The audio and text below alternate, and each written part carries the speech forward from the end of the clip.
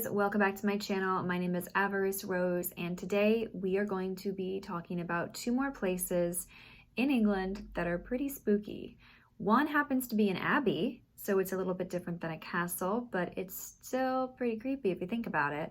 And of course, the second will be a castle. If you are new to this channel, right now I am doing a series on haunted castles of England where we dive into the history and the ghosts, haunts of the castles. And I will be expanding into Scotland, Ireland, Northern Ireland, Wales, and eventually Europe and then America. So if you have any suggestions for future videos, please put them down in the comments below. I will definitely take a peek at them and see if I can integrate them into my videos that I do and the research that I do. If you like this kind of content, give this video a thumbs up and subscribe. I would really appreciate it if you did. And if not, then just hang out, enjoy, and maybe come back later. So without further ado, grab a snack and a warm beverage or a cold beverage, and let's get into Whitby Abbey.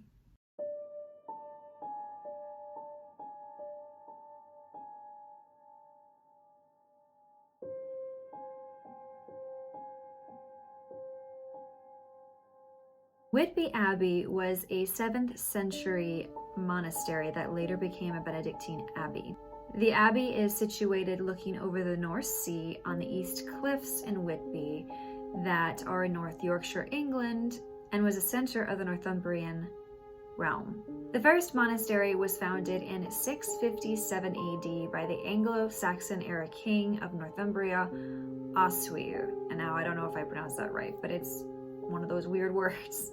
He appointed Lady Hilda as abbess of Hartlepool Abbey and grandniece of Edwin, the first Christian knight of Northumbria. There is some hints that this structure was originally a Roman base based on the name, which is very hard to pronounce, but it is Straonescella or something of that form. It's really one of those blah blah, you can't really get your mouth around it, but it looks like it's pronounced Straonescella. The Roman theory, however, has never actually been proven, which would make it predate hundreds of years even before it became an abbey or a monastery.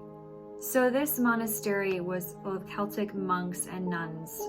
It was their home from 614 to 680 to the great Northumbrian poet Caedmon. In 664, Synod of Whitby took place at the monastery to resolve the question of whether the Northumbrian Church would adopt and follow Celtic Christian traditions or adopt Roman practices. This included the manner of calculating the date of Easter and form of the monastic tonsure. The decision with the support of King Oswy was for adopting Roman practices, and the date of Easter was set. So based on Celtic tradition, Christian tradition, I believe Easter was different than on the Roman Christian calendar. The monastery was laid to waste by Danes in successive raids between 867 and 870 under Ingvar and Ubba, and remained desolate for more than 200 years. So this was a pretty contested area in the very early parts of English history. The version of the Benedictine Abbey thrived for centuries and became a center of learning. A lot of the times, universities such as Oxford or Cambridge started out as monasteries, and they extended into universities and places of learning like this. The second monastery was destroyed by Henry VIII in 1540 during the dissolution of the monasteries, which is when he pulled down monasteries in favor of his own personal Church of England. Though the Abbey Church was stripped and fell into ruin, it has remained a prominent landmark on the headline for sailors. So you can see this from the ocean. And the ruins are now owned and maintained by the English Heritage. In December 1914, Whitby Abbey was actually shelled by the German battlecruisers Von der Tann and Derfflinger, which the crew were aiming for the Coast Guard station on the end of the headline. And Scarborough and Hartlepool were also attacked that day. The Abbey building sustained considerable damage during the 10-minute attack.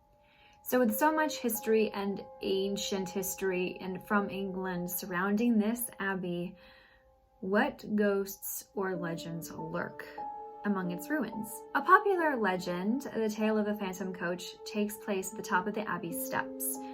The story says that if you were to walk up the 199 Whitby Abbey steps on a cold, dark night, where even the light of the moon only just illuminates the ground, and stand outside of St. Mary's Church, you might be in for a scare. Standing in the grounds of St. Mary's Church, the structure towering above you like the proud sibling of the abbey ruins, you might hear the sound of horses approaching in the distance. If you can muster the courage to stay, you may see a ghostly horse-drawn carriage charging towards you, with the driver furiously whipping the horses, the sound of the horses' hooves heavily pounding the ground like thunder. As the carriage approaches, the figures are barely visible, and then the carriage hauls up to the outside of the church entrance, horses rearing on their hind legs, and disappears. To this day, the very reason for this apparition's appearance is a mystery, and only speculation has been made as to who the inhabitants of the carriage were. This is a huge, muscular, dog-like beast, most commonly referred to as the Barghest. Tales of this creature reach back many years, and the mention of a huge dog running from the ship in Bram Stoker's novel has further added fuel to the story's flames. Common legend has it that this creature stalks its prey under the North Yorkshire moors surrounding Whitby, and that it preys on the farmers' livestock and wild animals, using its jet black fur to blend in with the night. However, should you find yourself out on the moors one evening, sunlight disappearing behind the tree-lined hilltops, mist beginning to cling to the ground like seaweed, and hear a blood-curdling howl, seek shelter soon, as the Barghest only stalks the victims who hear its wolf-like cry. Hobbs, boggarts, and boggles. Known by many names, including boggles and boggarts, a hob is commonly the name given to a small, mischievous goblin-like creature, believed to inhabit the caves around Whitby. They're known to be bad-tempered. Folklore tells us that they often moved into people's houses and wreaked havoc by turning milk sour in the night, frightening livestock, and generally being an uncontrollable nuisance. So pretty much like an uninvited poltergeist. Once a hob has decided that it's chosen your home, they can be nearly impossible to remove. Some believe that if you try to leave them behind and move house, they would always simply follow. In fact, hobs have even influenced many village names in and around Yorkshire, presumably where one may have dwelled. A good example is Boggle Hole, which is a small village just outside Whitby. Not all hobs are bad, though. Some legends say that they're able to cure the sick, or they're being able to help people, bring lost children back from caves or the forests. So maybe not all of them are so evil and mischievous. Probably the most popular legend that goes back to the Barghest, the dog-like creature, is Bram Stoker and his novel Dracula. So Bram Stoker got his inspiration for his novel Dracula from the remains at Whitby Abbey and the legend around the pale ghost of a lady who wanders in the shadowy ruins of the former Gothic monastery. The legend says that the lady was bricked up alive in one of the walls, and she was frequently seen in one of the crumbled windows. Maybe the legend is true, or maybe it isn't, but the bats are definitely alive and well at the Abbey. In fact, in 1890, Bram Stoker learned about the real Vlad Dracula, Vlad III, also known as Vlad the Impaler, in the local library of the town Whitby in North Yorkshire. He perfectly mixed the discovered information with his ingenious imagination, and thus the story and legend of Dracula was born.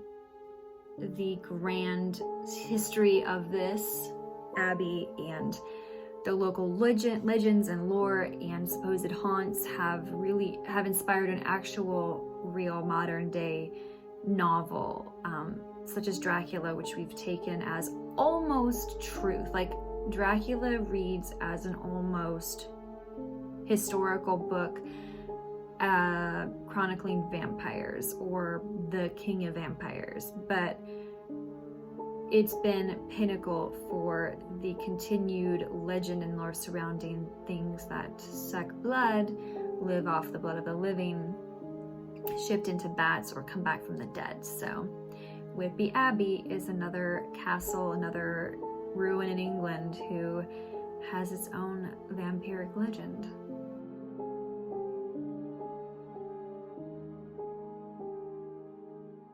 Oxford Castle is a large, partially ruined Norman medieval castle on the western side of central Oxford in Oxfordshire, England.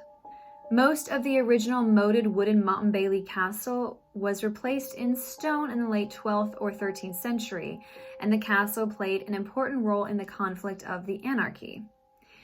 In the 14th century, the military value of the castle diminished, and the site became used primarily for county administration and as a prison. The surviving rectangular St. George's Tower is now believed to predate the remainder of the castle and be a watchtower associated with the original Saxon west gate of the city.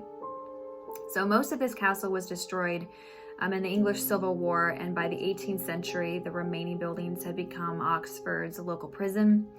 A new prison complex was built on the site from 1785 onward and expanded into 1876. This became HM Prison, Oxford.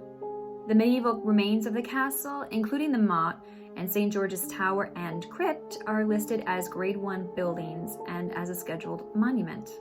So it was originally built, supposedly, from the Norman Baron Robert d'Oyly, the Elder, from 1071 to 1073. So it's pretty old.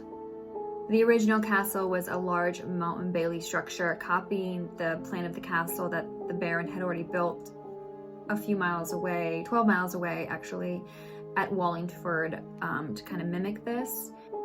There is evidence that this tower is a Saxon in origin, that the St. George's Tower was originally a Saxon fortification. This place is pretty old and has been built, torn down, rebuilt, and remodeled multiple times, and seen various wars and various skirmishes throughout its lifetime, especially in the vein of being a prison. So inside the walls of the building included a chapel with a crypt attached to St. George's Tower, which may be on the site of a previous church. They're not 100% sure. The chapel originally had a nave, chancel, and a sanctuary. So it's in a very typical Norman design with solid pillars and arched ceilings. The chapel still survives to this day, but it's in a new location of the castle, and it had to be moved and reconstructed from its original materials in 1794. This castle was a part of what was called the Anarchy in the 1140s, and it was basically between King Stephen and Empress Matilda. So the king died, left his only daughter as the heir, and her cousin Stephen decided that since he was a male heir, he was going to take the throne, and this just created absolute chaos back and forth, until finally Matilda's son became the heir because Stephen died heirless. And then this was also goes into the Barons' War. It was really, really crazy during these first few centuries the entirety of English history is pretty nuts, but these centuries, the beginnings were crazy. War, death, plague, illness, wounds that you wouldn't get just on a daily basis, like a scratch for tetanus or a puncture wound in war. It was pretty deadly times. So poor conditions, poor hygiene, just everything was a hot mess. So Oxford Castle eventually became a working prison, and it had gallows to execute prisoners, and the conditions weren't exactly what we know of today for prisons. So in today's world, you can go to Oxford Castle and see the remains of the Saxon St. George's Tower, the Motte-and-Bailey Mound, which is kind of behind it, and the Prison D Wing and the Debtors Tower that make up the Oxford Castle and Prison tourist attraction. The Oxford Prison buildings have since been redeveloped as a restaurant and heritage complex, with guided tours of the historic building and open courtyards for markets and theatrical performances. And the complex includes a hotel in the Malmaison chain. Malmesbury and Oxford occupying a large part of the former prison blocks with cells converted as guest rooms. Those parts of the prison associated with corporal or capital punishment have been converted to offices rather than being used for guests. Thank goodness for that. Now you can imagine with all of this, Saxon history, castle history, Mount Bailey history, battles being waged here, prisoners being taken here.